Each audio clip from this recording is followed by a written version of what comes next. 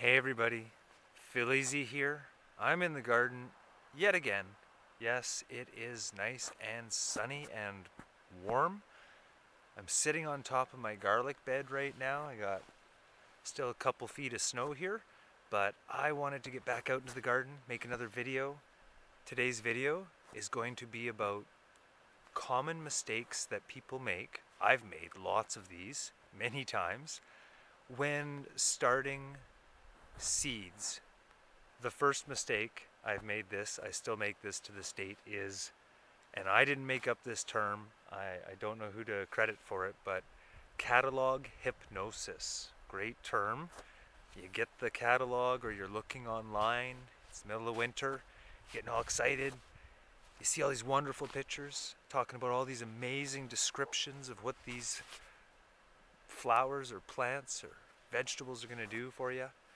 And you just start circling. I've said this before, I circle like it's a Christmas list. I pick a bunch of things, I order a whole bunch of them. I end up with way too many seeds, way too much variety, and they might not even be great seeds for growing where I am. So that's the first mistake that I've made countless times, is just getting sort of drawn into all that. And if you're new to growing seeds, plants, from seed even, you don't want to start with too many the first couple times. Start with just a couple different varieties and then go from there. Build up from there. Don't overwhelm yourself on the first go. It won't be as fun an experience and you probably won't continue to do it. Number two, I just made a video on, and it's starting your seeds too soon. Today's a perfect example. It is so nice out. I want to, everything in me wants to start my pepper seeds, to be completely honest, but it's not the right time. If you start too early, as this video, check it out, hit up here on this thing, it'll give you a link to that video. As I talk about there, you'll end up with a jungle inside your grow area or your house. It'll take over. You'll spend way more money than you need to on more pots and more potting soil. You'll end up watering these things more, having to take more care of them. The transplant of them is not going to go as well. There's risk of really big plants that get top heavy and fall over. It's just not worth it. So that's mistake number two, starting your seeds just too early. If you want to know when to start them, check out that video I talked about, that link right above me here. Number three mistake would be when it comes to labeling your plants or not labeling your plants. That's kind of the big part of the mistake, is not labeling your seedlings or your seeds as you've started them. Sometimes they look very similar as they're growing. If you're putting them into the ground outside, you won't know exactly where they might be, so it's nice to put a label in there. And the other thing to consider is what you're writing on that label. So using a pencil, I've done that one, it disappears. The sun, the water can fade it out. Chalk, obviously a big no-no, that'll disappear quickly. Even some of the regular pens or Sharpies, they can fade. Ideally, you'd go for a UV resistant marker. Number four mistake, to not compact the pre-mixed soil. If you use pre-mixed soil or potting mix, which I do, not compacting it down a little bit. It comes very fluffy and dry, and if you just sort of sprinkle it in, you can have a lot of air pockets in there, and that will affect your plants when they're starting to push their roots into different areas. It'll also affect how much actual soil or medium you have in there that you're growing your plant in. So if it's super light and fluffy, you water it and it reduces down to almost nothing, that's not a lot of space or any of that for your roots to form on your transplants, and they won't do as well in it. Number five would be not pre-moistening that soil seedling mix before you put it into your containers, before you plant your seeds. Why that's important is got a little bit to do with how dry and fluffy it is. The fluffiness, you can have air pockets in the seedling trays or the cells, and the roots won't grow well into air, they'll die off. Very dry soil repels water. If you have really dry soil in, you've planted your seeds in there, and then you go to pour water on top, then that can lift some of the soil, it can lift some of the seeds and change the depth at which they're planted or where they were planted. It can really mess things up that way. So pre-moisten that soil before you put your seeds into it. The next mistake we can all make is planting your seed too deep. Too deep means the seed's going to have to use a lot of that energy in it to push all the way up through the extra soil and depth to reach the surface to then do its thing.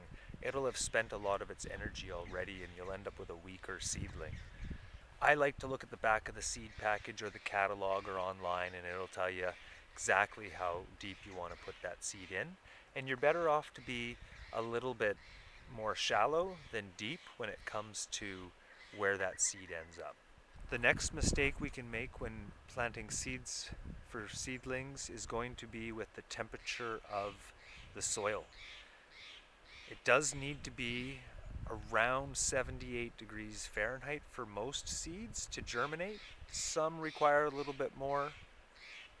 The one that comes to mind for me is going to be my pepper plants. They, for whatever reason, those seeds take a long time to germinate, and I end up using a heat mat underneath the tray for those ones. I don't use it for the other seeds. They'll germinate fine if the room's a warm temperature. The peppers, I'll supplement the heat underneath.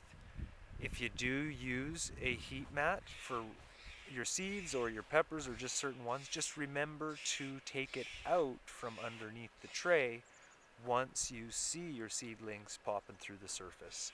Because what can happen there is your seedlings don't need the soil to be that warm to continue growing, and it's going to just prematurely dry out your soil, put too much heat to the roots, and it's going to affect the overall growth of your seedlings. Another mistake can be too little light. I used to live in a spot that had a little bit more sun than here, and I could get away with growing my tomatoes and my peppers in the windowsill. And they didn't turn out too long or laggy or anything like that. But if you live in a place or a climate like I do now, and you get cloudy days quite a bit this time of year, or you don't have a lot of hours of light, you need at least bare minimum 10 hours, but ideally 14 to 16 hours of light on those seedlings as they're growing. If you can't get that, then you're going to want to look into supplementing that light artificially, so with lights.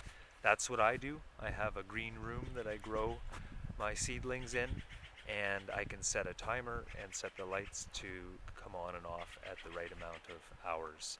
Next mistake we can make, and I've made, is with watering. You want your soil to be damp but not too wet for your seeds to germinate. So once your seeds have germinated, your seeds popped up, you want to make sure you maintain a good amount of moisture in the soil. Not too much, and of course not too little. They don't have a very extensive root system.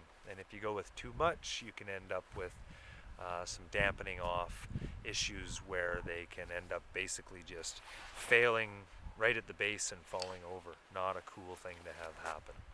The other thing with the watering is consider watering from the bottom instead of watering from the top. To water from the bottom, you will need trays. I have done a video, my recent onion video, I show you about that. You can click up here to take a look at that video if you want to see what I'm talking about. But they're simple trays.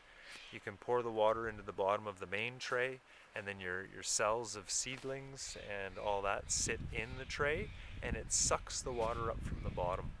That's a really good way of watering your seedling.